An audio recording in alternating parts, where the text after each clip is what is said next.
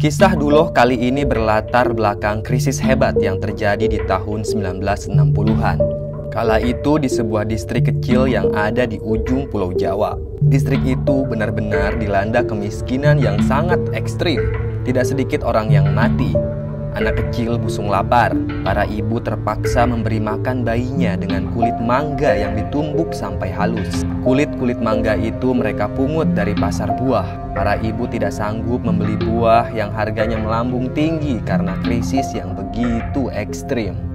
Begitupun dengan Nyai Nimas. Badannya sangat kurus kering. Dia punya satu orang anak yang masih bayi dan tentu butuh asupan ASI. Namun, Nimas tidak bisa memberi ASI pada anaknya itu karena kondisi ekonomi sedang sulit. Apalagi Mas Karta, suaminya Nimas, hanya bekerja sebagai pemulung. Pemulung yang dilakoni Mas Karta tidak seperti yang kita bayangkan.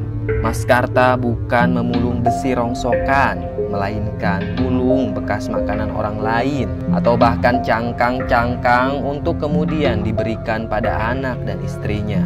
Bayi Nimas diberi nama Guntur Bayu.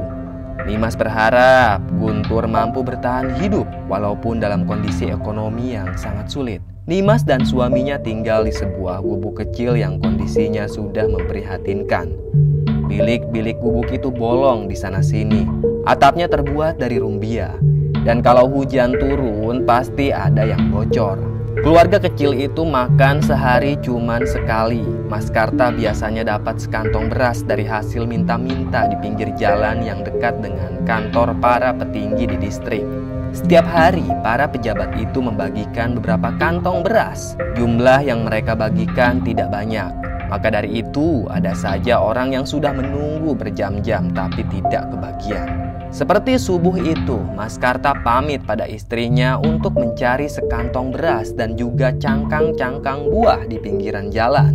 Suasana masih gelap, tapi jalanan dekat kantor pejabat sudah dipadati oleh kerumunan orang. Mas Karta agak pesimis. Pagi itu Mas Karta agak pesimis karena jumlah orang di sana mencapai puluhan. Bahkan mungkin saja jumlah mereka lebih dari 100 orang. Ternyata kabar tentang pembagian kantong beras itu sudah tersebar ke berbagai wilayah di distrik, membuat banyak orang berdatangan ke lokasi. Mas Karta berdiri sejenak di pinggiran jalan. Dia mengenakan jaket lusuh dan juga celana panjang gombrang yang warnanya sudah kecoklatan. Badannya kurus, rambutnya gondrong, sebahu. Jenggotnya juga lebat, kedua tangannya menggigil. Dia bersidekap menunggu mobil-mobil pejabat yang melintas di sana. Kaca mobil itu perlahan terbuka. Kemudian ada seorang laki-laki dengan wajah yang tampak sehat sentosa. Lelaki itu mengenakan kemeja berbalut jas hitam dan dasi berwarna abu-abu. Dia tersenyum pada kerumunan. Kemudian dia melemparkan beberapa kantong beras pada orang-orang miskin yang kurus kering.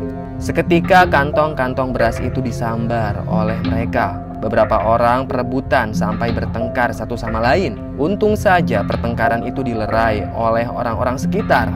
Mas Karta melihat sendiri pertengkaran tersebut.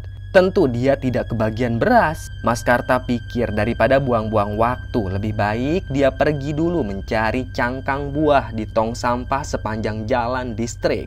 Ia pun beranjak dari kerumunan. Tong sampah yang ada di distrik itu ternyata sudah kosong. Tidak ada cangkang buah di sana. Rupanya sudah habis dipungut oleh orang lain. Bajingan, desis Karta. Dia tidak tahu lagi harus bagaimana.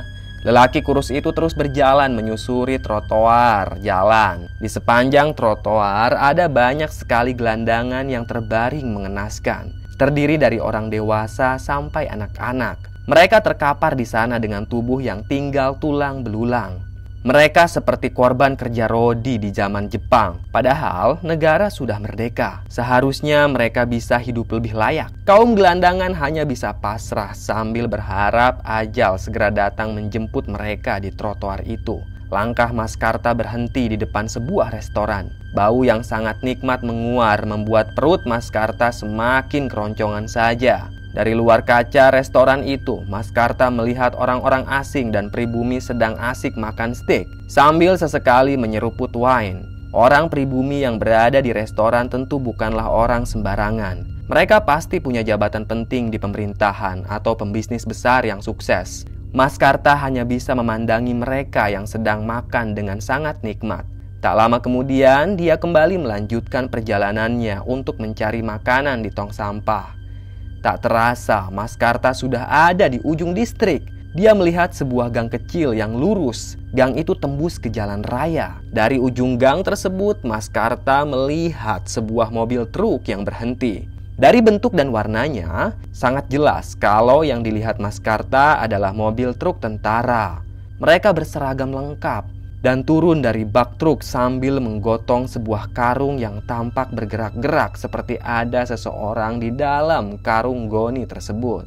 5 orang tentara melemparkan karung ke dalam gang kecil. Kemudian mereka bergegas naik kembali ke atas bak truk. Truk itu pun pergi begitu saja meninggalkan segumpal karung goni yang masih bergerak-gerak. Mas Karta penasaran dengan isi karung tersebut. Dia pun mendekat. Siapa tahu di dalamnya ada kambing atau hewan apapun yang sekiranya bisa dimakan. Namun saat Mas Karta mendekat, dia semakin sadar kalau di dalam karung tersebut pastilah manusia. Karena dapat dilihat dari bentuk tangan yang sedang berusaha merobek karung. Mas Karta membuka karung goni dan benar saja ternyata ada manusia di dalam karung itu. Dia adalah wanita. Penampilannya seperti orang gila, berpakaian compang-camping dan bau pesing. Wanita itu meringkuk sambil memeluk kedua dengkulnya. Tubuhnya menggigil, tatap matanya kosong, wajahnya kumal penuh noda hitam seperti noda arang.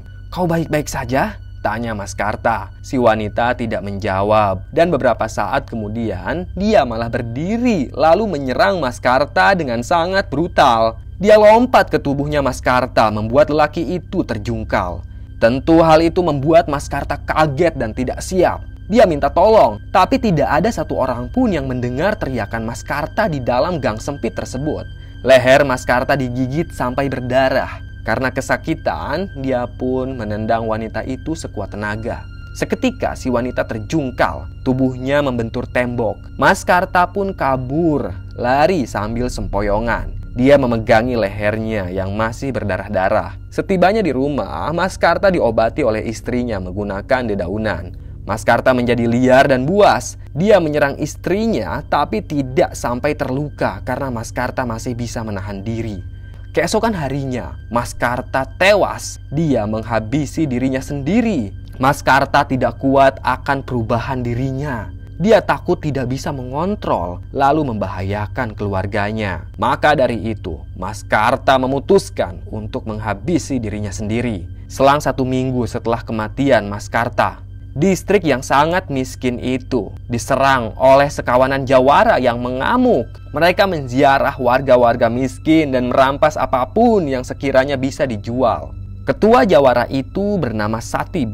Wajahnya sangat seram, tubuhnya besar dan gendut. Ada bekas sabetan luka di wajahnya. Satib juga punya kumis yang sangat tebal. Kemana-mana, Satib selalu membawa 2 golok yang ukurannya cukup panjang.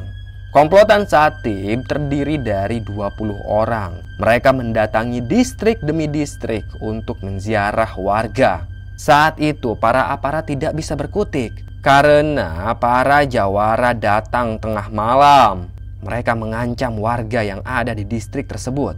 Namun tidak semua warga distrik bisa diancam. Ada 1 orang lelaki yang bernama Ki Boneng Kusuma. Ki Boneng terkenal sebagai dukun sakti di distrik itu. Satib mendatangi rumah Ki Boneng.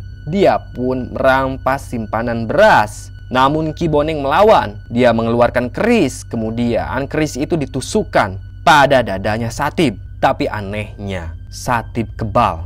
Keris itu patah seketika. Satib pun menendang dada Ki Boneng. Seketika saja keluarga Ki Boneng menangis. Ada anak dan istrinya di sana. Tapi Ki Boneng tidak mau menyerah untuk mempertahankan berasnya. Dia bangkit kembali lalu mengambil sebuah arit. Arit itu hendak dihantamkan pada lehernya Satib. Tapi lagi-lagi tidak mempan. Kali ini Satib mencekik leher Ki Boneng. Kemudian menempelkannya pada dinding. "Kau mau mati, hah? Jangan melawan, atau keluargamu aku habisi semua," kata Satib dengan sangat galak. Saat itu Ki Boneng tetap saja tidak mau tunduk. "Cuy!" Dia malah meludahi wajahnya Satib. "Bangsat kau," ucap Satib. Seketika Satib pun mengeluarkan goloknya. Dia menusukkan golok itu pada perutnya Ki Boneng. Tapi aneh, tidak ada darah yang keluar dari perutnya Ki Boneng. Lelaki tersebut malah tersenyum sinis. "Kau pikir kau saja yang sakti, ha?" ucap Ki Boneng. Segera Ki Boneng pun menendang wajah Satib, lalu mencabut golok yang menancap di perutnya. Ki Boneng menantang Satib untuk berduel di luar. Tantangan itu pun diterima oleh Satib. Duel pun terjadi dengan sangat sengit.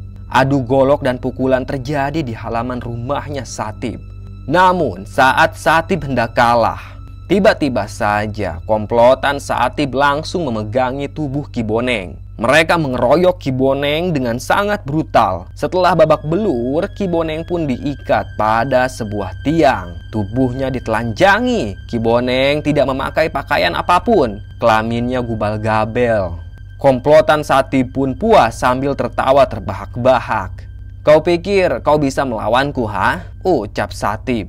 Namun Ki Boneng diam saja. Dia masih tampak santai. Wajahnya penuh misteri. Dan beberapa saat kemudian, Ki Boneng merapalkan mantra-mantra yang sangat aneh.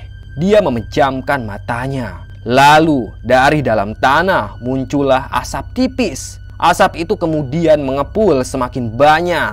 Dan dari gumpalan asap itulah muncul sosok pocong yang sangat mengerikan. "Gede."